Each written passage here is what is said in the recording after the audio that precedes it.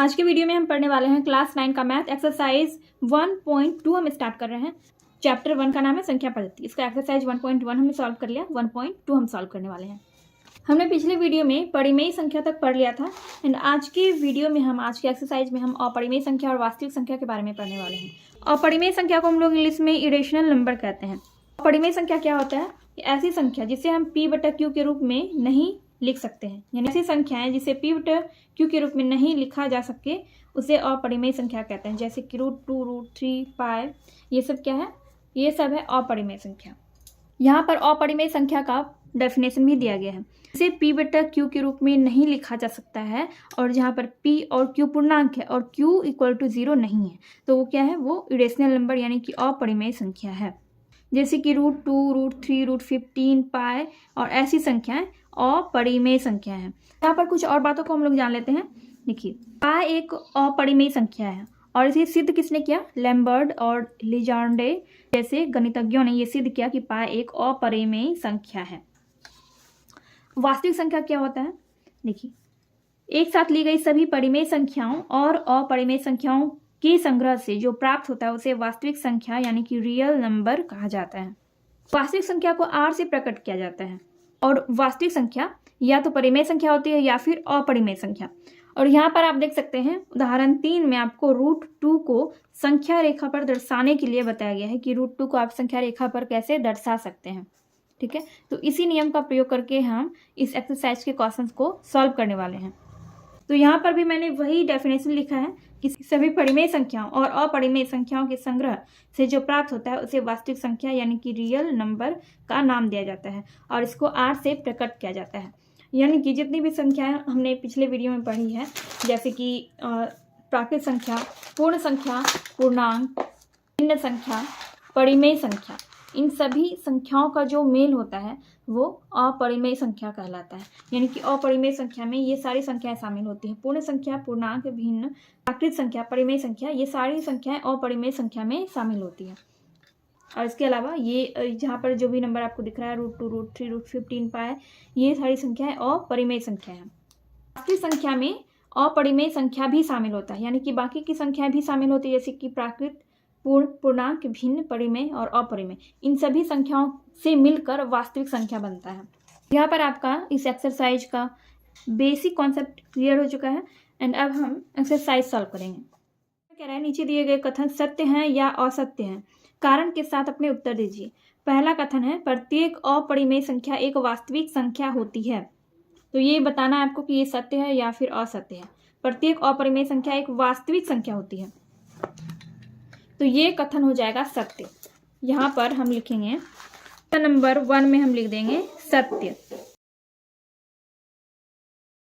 First number का कथन सत्य हो जाएगा क्योंकि वास्तविक संख्या में अपरिमेय संख्या और परिमेय संख्या, ये दोनों तरह की संख्याएं वास्तविक संख्या में शामिल रहती है। ठीक है, तो इस तरह से हम कह सकते हैं कि प्रत्येक अपरिमेय संख्या एक वास्तविक संख्या होती है। वास्तविक संख्या में परिमेय संख्या भी होती है और अपरिमेय संख्या भी। ठीक है, वास्तविक संख्या बराबर अपरिमेय संख्या प्लस परिमेय संख्या। अपरिमेय संख्या और परिमेय संख्या से मिलकर ही वास्तविक संख्या बनता है। तो इसीलिए क्वेश्चन नंबर 1 का पहला कथन सत्य होगा। दूसरा कथन है संख्या रेखा का प्रत्येक बिंदु √m के रूप का होता है जहां m एक प्राकृत संख्या है। देखिए, ये कथन असत्य हो जाएगा। असत्य कैसे होगा? तो ये कथन क्यों असत्य होगा? क्योंकि कोई भी किसी भी प्राकृत संख्या का वर्गमूल जो है वो ऋणात्मक नहीं हो सकता है। ठीक है, देखिए किसी प्राकृत संख्या का वर्गमूल जो है वो हमेशा एक प्राकृत संख्या ही होगा। जैसे कि √4 का आप वर्गमूल निकालेगा तो कितना निकलेगा? 2 निकलेगा। ठीक है, √9 का वर्गमूल आप निकालेंगे तो 3 निकलेगा, √16 का निकालेंगे तो 4 निकलेगा।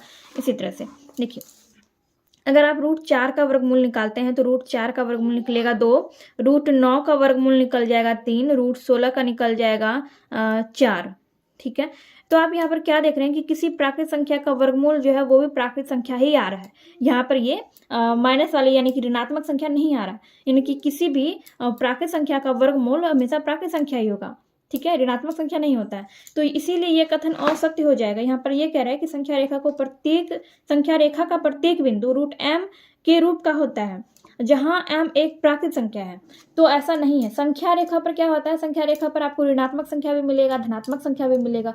तो इसलिए कथन असत्य हो जाएगा। संख्या रेखा का प्रत्येक बिंदु रूट m के रूप का होता है जहाँ m एक प्राकृत संख्या है। संख्या रेखा पर ऋणात्मक संख्याएं भी होती है, तो इसलिए ये कथन असत्य हो जाएगा। तो यहाँ पर हम सेकेंड नंबर में लिख देंगे असत्य। असत्य सेकेंड नंबर का कथन असत्य हो जाएगा। अब यहाँ पर थर्ड नंबर में है कि प्रत्येक वास्तविक संख्या एक अपरिमेय संख्या होती है। प्रत्येक वास्तविक संख्या एक अपरिमेय संख्या होती है, ये कथन भी असत्य है। हमने यहाँ पर लिख दिया असत्य। देखिए ये असत्य कैसे है, क्योंकि हमने यहाँ पर देखा वास्तविक संख्या जो है वो अपरिमेय संख्या और परिमेय संख्या दोनों संख्याओं से मिलकर बनती है। परिमेय संख्या में सब आ जाता है, प्राकृत संख्या, पूर्ण संख्या, पूर्णांक, भिन्न, ये सारी संख्या परिमेय संख्या में आ जाती है। और परिमेय संख्या और अपरिमेय संख्या के मिलने से क्या बनता है, वास्तविक संख्या। यानी कि वास्तविक संख्या सभी संख्याओं का संग्रह होता है। ठीक है, लेकिन क्वेश्चन में क्या कह रहा है, क्वेश्चन में ये कह रहा है कि प्रत्येक वास्तविक संख्या एक अपरिमेय संख्या होती है। प्रत्येक वास्तविक संख्या एक अपरिमेय संख्या नहीं होती है, वो परिमेय संख्या भी होती है। ठीक है, प्रत्येक वास्तविक संख्या सिर्फ एक अपरिमेय संख्या नहीं होती बल्कि परिमेय संख्या भी होती है। तो इसलिए ये कथन असत्य हो जाएगा। तो इस तरह से हमारा क्वेश्चन नंबर 1 कंप्लीट हो चुका है। अब हम देखेंगे क्वेश्चन नंबर 2। क्वेश्चन नंबर 2 में कह रहा है कि क्या सभी धनात्मक पूर्णांकों के वर्गमूल अपरिमेय होते हैं? यदि नहीं तो एक ऐसी संख्या के वर्गमूल का उदाहरण दीजिए जो एक परिमेय संख्या है। देखिए इसका आंसर क्या हो जाएगा, इसका आंसर ये होगा कि सभी धनात्मक पूर्णांकों के वर्गमूल अपरिमेय नहीं होते हैं। तो यहाँ पर हम लिखेंगे सभी धनात्मक पूर्णांकों के वर्गमूल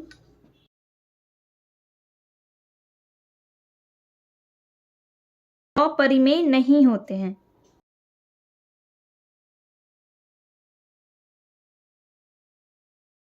सभी धनात्मक पूर्णांकों के वर्गमूल अपरिमेय नहीं होते हैं। कैसे, देखिए हम समझते हैं।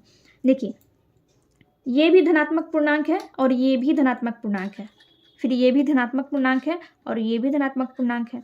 ठीक है, ये भी धनात्मक पूर्णांक है और ये भी धनात्मक पूर्णांक है, ये भी धनात्मक पूर्णांक है और ये भी धनात्मक पूर्णांक ही है। देखिए √2 और √3 ये क्या है, ये अपरिमेय संख्या है, ये अपरिमेय संख्या है। लेकिन √4 क्या है, √4 का हम वर्गमूल निकालेंगे तो इसका रूट निकलेगा, इसका वर्गमूल निकलेगा 2। वैसे ही √9 का हम वर्गमूल निकालेंगे तो इसका वर्गमूल निकलेगा 3। ठीक है, वैसे ही अगर आप √16 का निकालेंगे तो इसका निकलेगा 4। इसीलिए हम कह सकते हैं कि सभी धनात्मक पूर्णांकों के वर्गमूल अपरिमेय नहीं होते हैं, कुछ परिमेय भी होते हैं। ठीक है, जैसे कि इन धनात्मक पूर्णांकों के वर्गमूल क्या है, परिमेय है। √4 और √9 इन सब का जो वर्गमूल है वो क्या है, परिमेय है। √2, √3, √5, √15 इन सब का जो वर्गमूल है वो क्या है, वो अपरिमेय है। और इन सब का वर्गमूल क्या है, √4, √9, √16, √25 इन सब का वर्गमूल क्या है, परिमेय है। इसलिए ये कथन असत्य हो जाएगा कि सभी धनात्मक पूर्णांकों के वर्गमूल अपरिमेय नहीं होते हैं बल्कि कुछ परिमेय भी होते हैं। ठीक है, तो ये हो गया आपका क्वेश्चन नंबर 2 का आंसर। आई होप आपको समझ में आ गया होगा। चलिए देखते हैं नेक्स्ट क्वेश्चन। क्वेश्चन नंबर 3 में कह रहे हैं दिखाइए कि संख्या रेखा पर √5 को किस प्रकार निरूपित किया जा सकता है। देखिए आपकी बुक में √2 को दर्शाया गया है कि √2 को संख्या रेखा पर हम किस तरह से दर्शा सकते हैं। तो अभी हम √5 को संख्या रेखा पर किस तरह से दर्शा सकते हैं उसको हम सीखने वाले हैं। √5 को संख्या रेखा पर हमें दर्शाना है। इसके लिए सबसे पहले हम क्या करेंगे, एक लाइन खींच लेंगे। ठीक है, हम एक संख्या रेखा बना लेंगे। हमें संख्या रेखा पहले बनाना है। हमने यहां से लेके यहां तक एक लाइन खींचा, जैसे हमने एक लाइन खींच लिया। अब यहाँ पर बीच में हम क्या देंगे, बीच में हम 0 देते हैं इस तरह से। फिर 1 सेंटीमीटर का हम गैप लेंगे। देखिए एक यहाँ पर हो गया 1, ये हो जाएगा 2, ये 3, 1 2 3 4 5 और ये 6। ठीक है, अब वैसे इधर भी ये -1 हो जाएगा, ये -2 हो जाएगा, फिर -3, -4 एंड -5। ठीक है, यहाँ पर हम दे देते हैं 0 और ये हो गया 1 और ये हो गया 2, ये 3, ये 4 और ये 5। इधर 5 और इधर भी हम 5 ही देते हैं। -1, -2, -3, -4 और ये -5। ये हमने संख्या रेखा बना लिया। हमें इस पे क्या दर्शाना है, हमें √5 को दर्शाना है यहाँ से लेके यहाँ तक, यानी कि यहाँ पर हम 2 यूनिट लेंगे, ठीक है। इसको हम क्या करेंगे, इसको हम आधार मान लेंगे। अगर आप इसको मापिएगा, इसको स्केल से जो आप मापेंगे, ये यहाँ से लेके यहाँ तक 2 सेंटीमीटर है। और अब हमें क्या करना है, यहाँ से 1 सेंटीमीटर हमें और लेना है, यहाँ से हमें 1 सेंटीमीटर और लेना है। तो इस तरह से हम 1 सेंटीमीटर यहाँ तक हमने ले लिया, ये 1 सेंटीमीटर है। देखिए ये कितना है, ये है 1 सेंटीमीटर। ये कितना है, ये 2 सेंटीमीटर है, ये 2 सेंटीमीटर है, ठीक है। अब इसको और इसको हम मिला देंगे।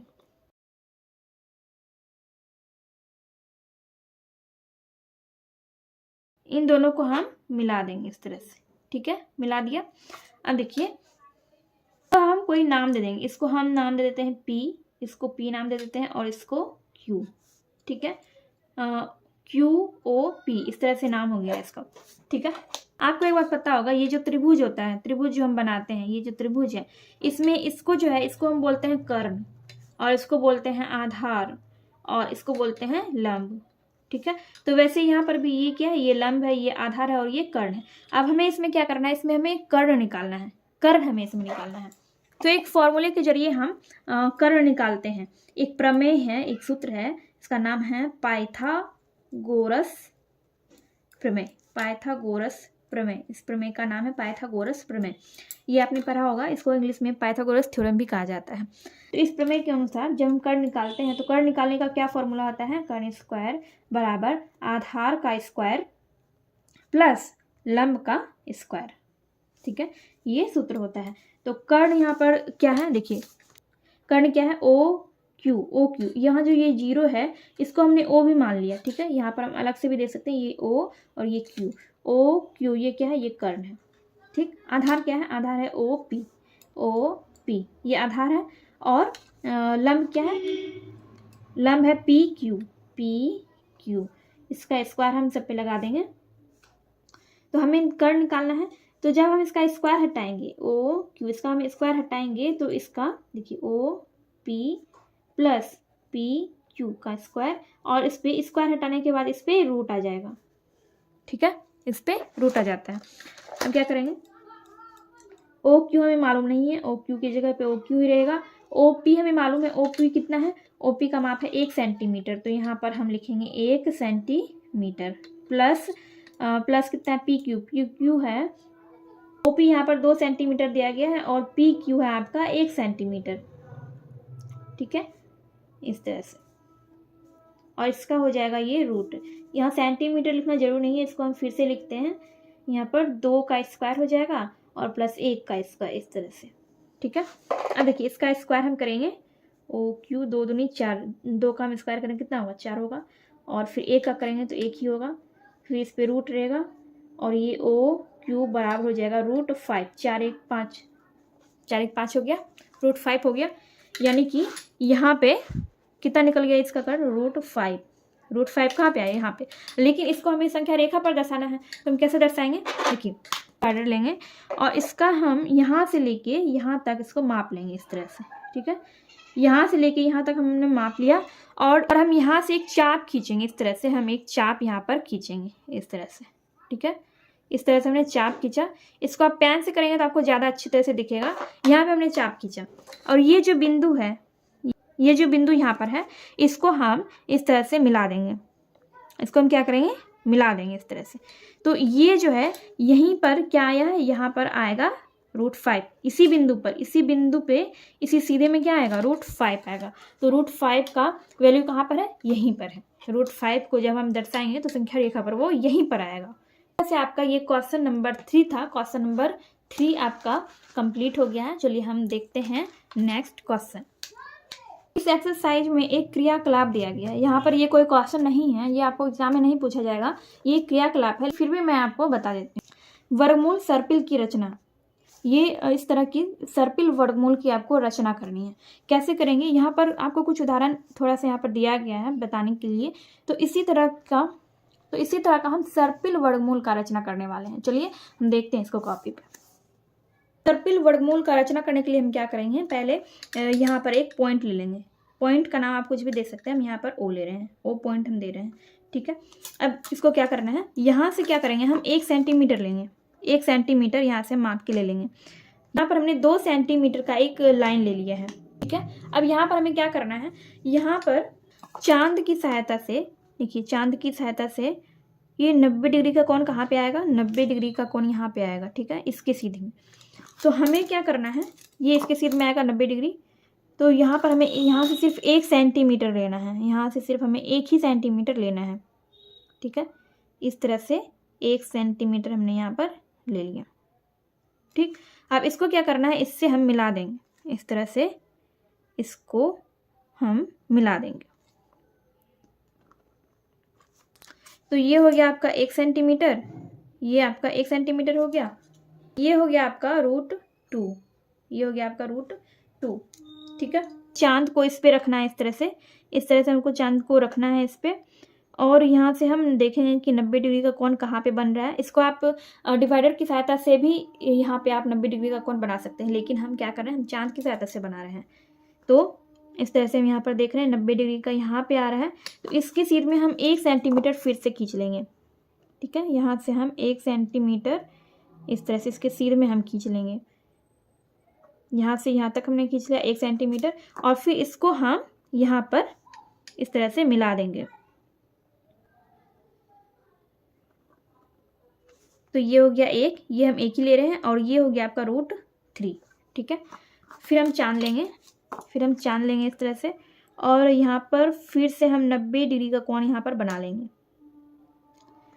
यहाँ पर आ रहा है 90, तो इसके सीध में ही हम 1 सेंटीमीटर खींच लेंगे। यहाँ पर हम क्या करेंगे, 1 सेंटीमीटर, इसके सीध में हम 1 सेंटीमीटर ले लेंगे इस तरह से, ठीक है, और इसको हम फिर से इससे मिला देंगे।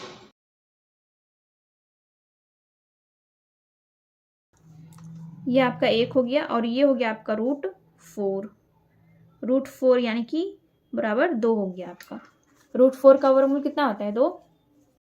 तो यहाँ पर आप देख सकते हैं कि सर्पिल वर्गमूल की रचना हो चुकी है, ये है पूरा फिगर, एंड इस तरह से आपका एक्सरसाइज 1.2 कंप्लीट हो चुका है।